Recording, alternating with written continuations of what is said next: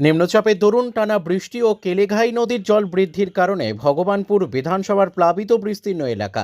ভগবানপুর এলাকার বিধানসভার বিধায়ক রবীন্দ্রনাথ মাইতি বলেন, ভগবানপুর, কাজলাগড়, আড়গোয়াল সহ বিস্তীর্ণ এলাকা প্লাবিত।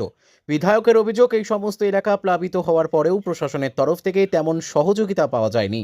অপরদিকে ভগবানপুর বিধানসভার ভগবানপুর 1 নম্বর পঞ্চায়েত সমিতির কেলেঘাই সংলগ্ন নাঙ্গলকাটা এলাকাতে যান ভগবানপুর 1 নম্বর পঞ্চায়েত সমিতির সভাপতি অরূপ সুন্দর পণ্ডা। তিনি বলেন, আমরা পরিস্থিতির উপরে নজর রাখছি।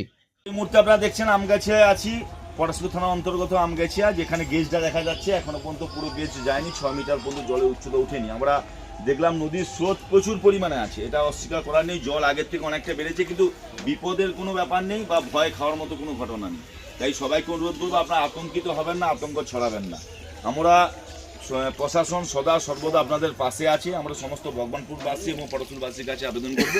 ইতিমধ্যে আমরা সকাল থেকে একেবারে কেলেঘাই সে প্রান্ত থেকে প্রান্ত পর্যন্ত পুরো জায়গা ঘুরে দেখলাম। আমি আছি, আমাদের যুব সভাপতি বা উপপ্রধান সৌরভ আছে, মানস আছে, তাপস দা আছে, আরও অনেকে। পুরো বিভীষণপুরে ভয়ের খাওয়ার মতো কিছু ঘটনা ঘটেনি বা ভয় খাওয়ার মতো কিছু ঘটনা নেই।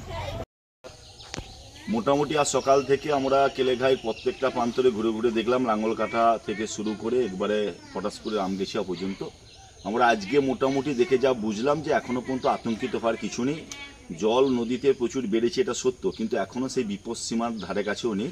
এখনও অনেক নিচেই জল আছে, যেখানে বিপদসীমা সেখানে নয়। আমরা পুরোটাই আজকে লক্ষ্য করলাম। তাই সবাইকে কয়েকদিন ধরে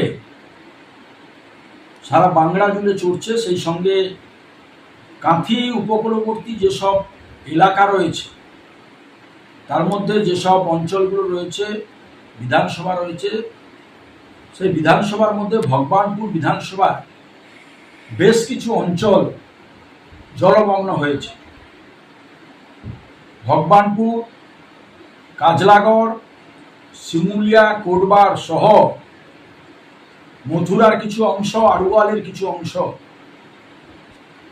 প্রায় অতি বর্ষণের কারণে নিচু জায়গাগুলো জলের তলায় চলে গেছে। যেসব মাটির বাড়িগুলো সেগুলো ক্ষতিগ্রস্ত হচ্ছে। সেই সঙ্গে প্রশাসনের উদাসীনতা, প্রশাসনের কোনো ভূমিকা নেই। কেন, মূল কারণ হচ্ছে শাসক দল বিভিন্ন জায়গায় যেভাবে জল নিকাশিকে ব্যক্তিগতভাবে রাজনৈতিক নেতৃত্বদের, শাসক দলের যেভাবে তাদেরকে দিয়েছে, তার জন্য বিভিন্ন জায়গায় জলের নিকাশি ব্যবস্থা প্রায় বন্ধ। তার কারণেই বিভিন্ন জায়গায় জলমগ্ন হচ্ছে। তাই দ্রুততার সহিত যদি প্রশাসন না ব্যবস্থা নেন এবং এইভাবে যদি ভারী বৃষ্টি চলতে থাকে, তাহলে আগামী সময় ভয়াবহভাবে বিভিন্ন এলাকা প্লাবিত হবে। সেই সঙ্গে প্রশাসন যদি তার ভূমিকা না পালন করে, এখানে মাটির বাড়িগুলো জলের তলায় চলে যাচ্ছে, সেখানে কোনো ব্যবস্থা নেই, কোনো পলিথিন বা কোনো ত্রিপলের কোনো ব্যবস্থা নেই। সাধারণ মানুষগুলো বিভিন্নভাবে ক্ষতিগ্রস্ত হচ্ছে। পশু যারা, জীবজন্তু, যেখানে গরু, ছাগল, মুরগি যাদের রয়েছে, তাদেরও ক্ষতিগ্রস্ত হচ্ছে। তাই আমি বিশেষ করে প্রশাসনের কাছে আবেদন রাখব যে প্রকৃতভাবে যেসব জায়গাগুলো ক্ষতিগ্রস্ত হচ্ছে, সেই সব জায়গাগুলোকে যাতে সেখানে ত্রাণ পৌঁছয় এবং বিভিন্নভাবে মানুষকে সাহায্য করা যায় সেই বিষয়ে দেখার জন্য, এবং বিভিন্ন জায়গায় যে জলের নিকাশিগুলো আটকে রয়েছে সেগুলোকে খুলে দেওয়া এবং জলকে দ্রুততার সহিত বের করে দেওয়া। যদি তা না হয়, তাহলে আগামী দিনে খুব সমস্যায় এলাকাবাসীকে পড়তে হবে।